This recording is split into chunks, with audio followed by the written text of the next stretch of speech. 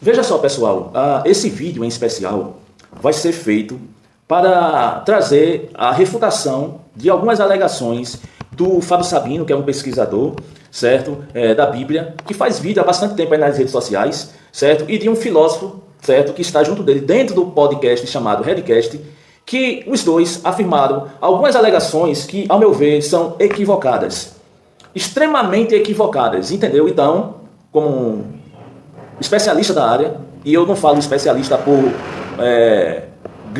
me engrandecer referente a isso aí, mas de fato eu sou especialista na área, já ganhei vários prêmios internacionais de teologia, e o que de fato é apresentado por Fábio Sabino não condiz com a realidade. Só que muitas pessoas falam muita coisa, ganham projeção nas redes sociais, certo? Por conta de polêmica. Eu também trago polêmica em meus vídeos, mas eu não faço panelinha, nem com ateus e nem muito menos com crentes. Eu sou independente nas redes sociais e vou continuar assim por muitos anos.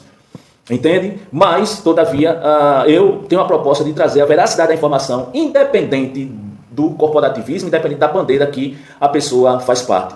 Eu quero trazer à mesa, de fato, a veracidade das informações. E isso não tem nada a ver com a questão se o cara é ateu, se o cara é teísta, se o cara é agnóstico, isso pouco me importa. Eu quero saber o que ele está falando e se tem fundamentação no que se concerne ao campo histórico, arqueológico, paleontológico, científico e assim sucessivamente, inclusive linguístico.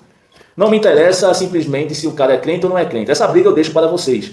Eu, particularmente, eu venho trazer à tona, certo? E à mesa, equívocos que eu vejo, por exemplo, do Fábio Sabino, do filósofo que está dentro do podcast com o mesmo, falando sobre a questão do Jesus histórico, falando sobre Paulo, falando sobre a patrística, e eu também sou dessa área, né? Sou professor da área, então não concordo com as afirmações dos dois que explicitaram determinado tipo de informação que eu não vejo coerente.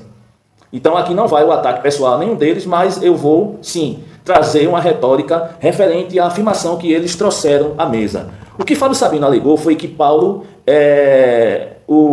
cria um Jesus divino, como a divindade. Outra alegação foi feita por Fábio Sabino, pelo filósofo no Redcast, foi que a Trindade ela só aparece no Concílio de Nicéia. Também que a canonização é uma construção patrística. Isso é a afirmação do Fábio Sabino. Que as escolhas dos livros da Bíblia, do Novo Testamento, é patrístico, que foi no Concílio de Laodiceia, no ano de 363. Eu anotei aqui, foi o que o Fábio Sabino disse, e aí ele diz também que foi aí que surge o cânon do Novo Testamento. Será que o que ele afirmou, e eu até anotei no caderninho aqui, ó, a qual eu estou lendo, certo? Será que o que ele afirmou, de fato, tem fundamentação? Eu te falo, não. Então eu vou trazer algumas informações à tona referente a essa questão. Por exemplo, ele diz que Paulo cria um Jesus como a divindade. Isso seria uma verdade? A alegação do Fábio Sabino? Não. É incorreto dizer que Paulo criou Jesus como divindade. O que Paulo, de fato, ele fez foi que ele reinterpretou a identidade de Jesus à luz das escrituras judaicas. Certo? Vendo o próprio Jesus como Kyrios. Kyrios no grego significa Senhor. Que era um título aplicado, por exemplo, no YHWH ou Iod-Re, Vav-Re, na Septuaginta. Isso é um desenvolvimento, certo, para quem não sabe, dentro do judaísmo helenístico e não uma invenção posterior do próprio Paulo. Né? E eu vou trazer evidências referente a essa questão, evidências textuais, por exemplo, em Filipenses, capítulo 2, versículos 6 ao 11, que é um hino anterior a Paulo, e essa afirmação que eu estou trazendo aqui é reconhecida pela maioria dos próprios estudiosos de teologia, que eu me incluo, como pré-paulino, o livro de Filipenses, que ele descreve Jesus como alguém que, existindo em forma de Deus, não considerou ser igual a Deus. Algo que devia, por exemplo, apegar-se, porque se ele era como é que eu posso dizer, se Paulo que cria um Jesus divino, essa construção não seria possível. Ou seja, o texto diz que ele esvaziou-se a si mesmo. Isso indica que, por exemplo, a alta cristologia já existia antes de Paulo. E aqui o que eu estou falando não é nenhum absurdo. A alta cristologia já existia antes de Paulo.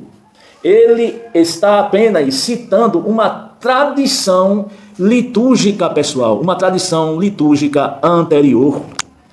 Não tem nada de que Sabino fala aí. Me desculpa, é sério, eu peço desculpa ao povo que, de fato, traz algumas informações para mim referente ao Sabino. Isso aí não tem fundamentação nenhuma. Por exemplo, em 1 Coríntios, capítulo 8, versículo 6, veja o que tem no texto. Pegue sua Bíblia aqui, ó. Eu estou com algumas Bíblias aqui, mas pegue, porque eu também tenho Bíblias no computador. E é essa aqui que eu estou me baseando. Entende? Então, vamos lá. 1 Coríntios, capítulo 8, versículo 6. 1 Coríntios 8, 6, diz o seguinte: para nós há um só Deus, vírgula, o Pai, vírgula, de quem são todas as coisas, reticências, e um só Senhor, vírgula, Jesus Cristo, por meio de quem são todas as coisas. Aqui, se você observar, Paulo faz algo inédito, de acordo com a teologia que até então está sendo aplicada. Inclui Jesus, o próprio Jesus, dentro da identidade divina do Shema. Como assim, Rafael? Sim, se você pegar o livro de Deuteronômio 6,4, você vai ver essa passagem que Paulo se inspirou, por exemplo, para elaborar esse texto de 1 Coríntios 8,6, Paulo se inspirou em Deuteronômio 6,4. Ou seja, isso daqui não é uma invenção paulina, mas uma releitura do Deuteronômio 6,4, uma releitura monoteísta. Então, o que a gente pode evidenciar em cima disso? Paulo, ele não cria um Jesus divino. Paulo aqui, ele herda uma tradição judaico-messiânica que já via Jesus como a manifestação ou agente do próprio Deus. Um conceito aqui, ao meu ver, certo? Coerente com a teologia do Logos, da sabedoria e do Filho do Homem. Você observa isso no livro de Daniel, capítulo 7, Salmo 110 e Provérbio, capítulo 8. Certo? Então, a alegação de Sabino tem coerência? Não. Nenhuma coerência. Certo? E trago à tona aqui. Certo? Segundo ponto, Fábio Sabino, ele alegou que a Trindade só aparece no Concílio de Nicéia. É verdadeiro essa afirmação que ele está trazendo à mesa? Eu te falo, não. E eu vou trazer contraponto referente a isso aí. O Concílio de Nicéia, ele foi feito, pessoal, no ano de 325. 325 depois da era cristã. Não inventou trindade nenhuma.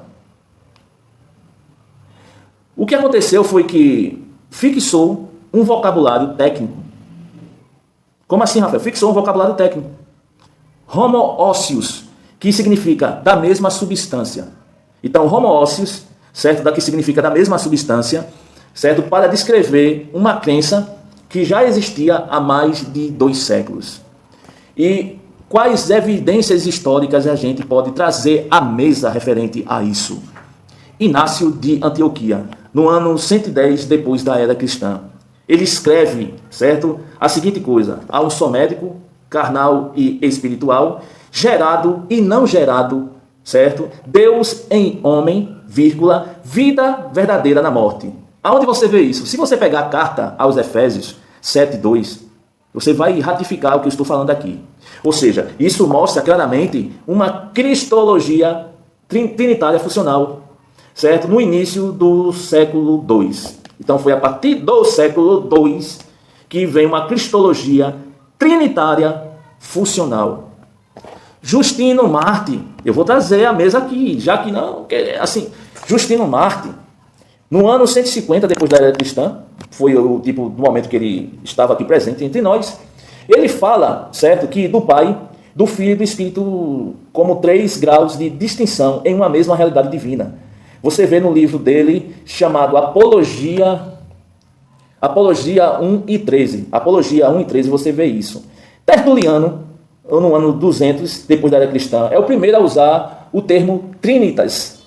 O termo Trinitas foi Tertuliano a usar, 1 século antes de Nicéia. Portanto, o filósofo que estava junto aí com Fábio Sabino, certo, no Redcast, e o próprio Fábio Sabino dizendo que Nicéia foi e a patrística foi aonde se criou a Trindade e tudo mais, isso é uma falta de conhecimento. Nicéia, o que Nicéia faz no tempo, o que o Concílio de Nicéia fez foi combater o arianismo. Ou seja, negava a divindade plena de Cristo, definindo oficialmente o que já vinha sendo crido e discutido na patrística anterior. Entende? E não da forma que foi dito pelos 2 entrevistados. Referente à canonização. A canonização é patrística. E o cânon do Novo Testamento surge em Concílio de Laodiceia, no ano de 363, a alegação do Sabino. Eu vou repetir, a alegação do Sabino foi essa. A canonização é patrística. E o cânon do Novo Testamento surge em Laodiceia, no Concílio de Laodiceia, no ano de 363. Será isso mesmo? O Concílio de Laodiceia, como foi feito, foi dito por ele, né? Foi no ano de 363 e 364. Né? Não só foi no ano de 363, não. De fato, ele reconheceu um conjunto de livros sagrados. Mas o Concílio de Laodiceia não foi o primeiro e nem o único concílio. O processo canônico é gradual. E esse processo gradual já estava praticamente definido antes do Concílio de Laodiceia. Como assim, Rafael? Sim. Vamos ver a cronologia. E eu vou apresentar mesmo aqui. A cronologia que foi apresentada por Fábio Sabino, que dizendo que o Concílio de Laodiceia foi que criou, na realidade, a canonização. Não foi dito, se você ver, está lá no podcast dele. Né? No podcast que ele participou, quer dizer, no Redcast. Será isso verdade mesmo? Vamos lá. Marcião de Sinop já possuía um cânon próprio. Isso aí todo estudioso sabe. Com o Evangelho de Lucas e 10 cartas paulinas. Eu estou falando de Marcião de Sinop, lá no ano de 140, depois da era cristã. E aí, como ele já possuía um Evangelho de Lucas e 10 cartas paulinas, isso força a igreja a responder com o cânon ortodoxo. Até aí tudo bem? Vamos acompanhar. O fragmento muratório, certo? Que é mais ou menos do ano 170 depois de Cristo, que é o mais antigo catálogo do Novo Testamento, que já lista os 4 evangelhos, por exemplo, Atos, 13 cartas paulinas, 1ª e 2ª João, já lista o livro de Judas e Apocalipse. Então, se o fragmento muratório, certo, já lista isso, e isso mostra que o núcleo do Novo Testamento ele já estava consolidado no século II. Sim, no século II. Porque o fragmento muratório ele já estava consolidado no século II. Orígenes, que viveu no ano 253, 54, nessa faixa aí, e Eusébio de Cesareia, certo? Também lista praticamente os mesmos livros do fragmento muratoriano, certo? O Concílio de Cartago apenas ratifica o mesmo conjunto aceito em Laodiceia. Atanásio, em sua carta festal de 367 e pela tradição ocidental. Então, o que eu posso dizer aqui, diante do que eu apresentei? O cânon, ele não nasce em Laodiceia. Ele não nasce em Concílio de Laodiceia. Ele é apenas confirmado ali.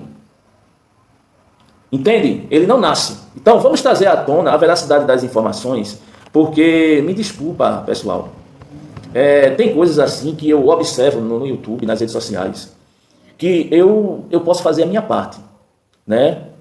Trazer questões históricas, né? Não precisamente atacar as pessoas de forma pessoal, mas trazer uma ênfase de determinado tipo de informação, porque, como eu disse, eu não defendo bandeiras, eu defendo a história, pela história. A informação sem esse corporativismo e essa briga ideológica. Então, o que a gente pode concluir diante de tudo isso que eu apresentei? Paulo criou a divindade de Jesus? Falso. Paulo herda e sistematiza as traduções judaico-messiânicas já pré-existentes. Então, não, porque Paulo criou, isso é conversa fiada.